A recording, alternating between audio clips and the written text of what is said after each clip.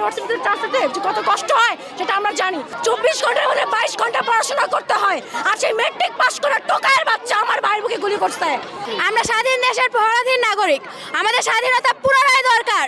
আমাদের ভাই বোনেদের মেরে শুয়ে দিচ্ছে রাস্তায়, আমরা কিভাবে বাসায় চুপ করে থাকি? জাহিদ ভাইয়ার কি দোষ ছিল? সে একজন মেধাবী স্টুডেন্ট ছিল, সে একটা পাবলিকে পড়া স্টুডেন্ট, আর যে পুলিশটা গুলি করছে টোকায়ের বাচ্চা, টোকাই ওই মেট্রিক পাস করছে, আচ্ছা মেট্রিক পাসই করে নাই, টোকায়ের বাচ্চা। ও একটা স্টুডেন্ট, একটা পাবলিক ইউনিভার্সিটিতে চান্সতে যে কত কষ্ট হয় সেটা আমরা জানি। দিনে 22টা ঘন্টা পড়াশোনা করে আমরা চান্স পাই, 24 ঘন্টার মধ্যে 22 ঘন্টা পড়াশোনা করতে হয়, আর সেই মেট্রিক পাস করা টোকায়ের বাচ্চা আমার ভাইয়ের বুকে গুলি করছে। মুক্তিযুদ্ধ তো মরে গেছে, সে কবে? তার নাতিপুতিরা যে অধিকার, মুক্তিযোদ্ধাকে আমি রেসপেক্ট করি, আই প্রাউড অফ ইউ মুক্তিযোদ্ধা, কিন্তু কথা হচ্ছে তাদের সন্তানরা অধিকার পাইছে ভালো, সুবিধা পাইছে ভালো, তাদের নাতিরা পাইতেছে। এখন তাদের নাতিদের বয়স হচ্ছে আমাদের মতো টক্কর দেওয়ার বয়স, ওরা কালকে ওদের সন্তান হবে, এভাবে তোরা বংশ বিস্তার করবে, তাহলে আমরা সাধারণ স্টুডেন্টরা কই যাব? আমার দাদারা তো মুক্তিযোদ্ধা করছে, বাইচা নাই, আমাদের তো মানে সার্টিফিকেট পায় নাই। আমার দাদা বলছে যে আমি মুক্তিযোদ্ধা করছি, আমি জানি আমি কি মুক্তিযুদ্ধ করছি, আমাকে লোক দেখানোর দরকার নাই। সেই আমলে সার্টিফিকেট যারা করে নাই মুক্তিযোদ্ধা, ওরাও যায় লাইন ধরা যায় সার্টিফিকেট নিচ্ছে। আমার দাদা ছিল পিওর মুক্তিযোদ্ধা, উনি সার্টিফিকেট নেয় নাই। আমার নানার মুক্তিযোদ্ধার কোঠা আছে, বাট আমি নিজে কখনো যাই নাই। দেশ কারা স্বাধীন করছিল? আমাদের মতো ছাত্ররা স্বাধীন করছিল। আমাদের মতো ছাত্র যেরকম দেশ রক্ষা করতে পারে, আমরা মরতে পারবো, তারপর আমরা আমাদের অধিকার আদায় করে ছাড়বো। আমরা হচ্ছে স্টুডেন্ট, দেশের আগামীর ভবিষ্যৎ, কিন্তু আমাদের প্রাণের মানে কোনো নিশ্চয়তা নেই।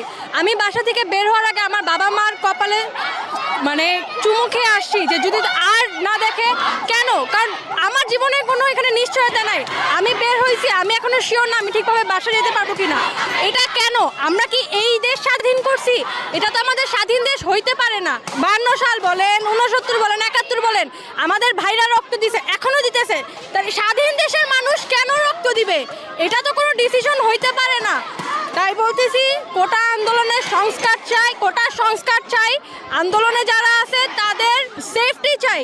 আজকে সকালবেলাও প্রাইভেট ইউনিভার্সিটির ছেলেমেয়েদেরকেও রাখে নাই, তাদের সবাইকে মারছে। ঢাকা ভার্সিটির কোনো খবর আমরা এখনো জানতেছি না। কেন? এটা কেমন দেশ? এই পতাকার তো একটা মূল্য আছে, মূল্য তো আমরা পাচ্ছি না। তাহলে ছেলে মেয়ে কেন যাবে না দেশ থেকে বের হয়ে যাইতে? সবাই চাই বাইরে চলে যেতে, কেন? কারণ এই দেশে কোনো সেফটি নাই। আমরা এখানে সাধারণ স্টুডেন্ট, আমাদের বড় ভাইয়ারা সামান্য একটা আন্দোলন নিয়ে, কোঠা আন্দোলন, আমাদের নিজেদের অধিকার আদায়ের আন্দোলন, এর জন্য আমরা রাজপথে রক্ত দিয়েছি।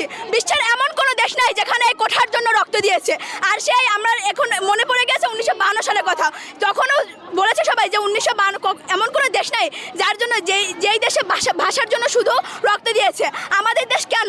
আমরা এখন স্বাধীন দেশ না, কেন রাজপথে রক্ত ঝরবে? কেন আবু সাইদ ভাইয়া মারা গেল? কেন আসিফ ভাইয়া মারা গেল? বিচার চাই। মাননীয় প্রধানমন্ত্রী সহ যারা যারা এই আমাদের বিপক্ষে কথা বলতেছেন বা আমাদের আন্দোলনকে সমর্থন করছেন না, তাদের কাছে আমার শুধু একটা ছোট্ট একটা কোশ্চেন, যদি বঙ্গবন্ধু শেখ মুজিবুর রহমান, আমরা সবাই তার আদর্শে বড় হচ্ছি, তার চেতনায় বড় হচ্ছি, আপনাদের কাছে একটা কোশ্চেন, যদি বঙ্গবন্ধু এইক্ষণ থাকতো তাহলে কি তারা আমাদের পাশে থাকতো নাকি আপনাদের মতো ব্যবহার করতো? আমার শুধু এই একটা কোশ্চেন, দয়া করে এই একটা কোশ্চেনের উত্তর দিবেন জনসম্মুখে এসে। এখনকার অবস্থা এরকম যে যারা মেধাবী তারা সকলে দেশের বাইরে গিয়ে বাইরের দেশে ডেভেলপমেন্ট করতেছে। যদি আমাদের দেশে থেকে মেধাবীদের চাকরি না হয় তাহলে আমাদের দেশে ডেভেলপমেন্ট হবে কিভাবে? সবাই দেশ ছেড়ে বাইরের দেশে ডেভেলপমেন্ট করছে, কারণ আমাদের দেশে চাকরির অভাব। এখন আমরা এটা সকলের বোঝা উচিত যে স্টুডেন্টসদেরকে দমানো সম্ভব না। যদি স্টুডেন্টসদেরকে দমানো সম্ভব হতো তাহলে আজকে আমাদের মাতৃভাষা উর্দু হতো। আমাদের অধিকার যতদিন আমরা না পাবো, আমাদের মেধার যতদিন না মূল্যায়ন করা হবে, ততদিন আমাদের এই আন্দোলন চলতেই থাকবে, আন্দোলন চলতেই থাকবে।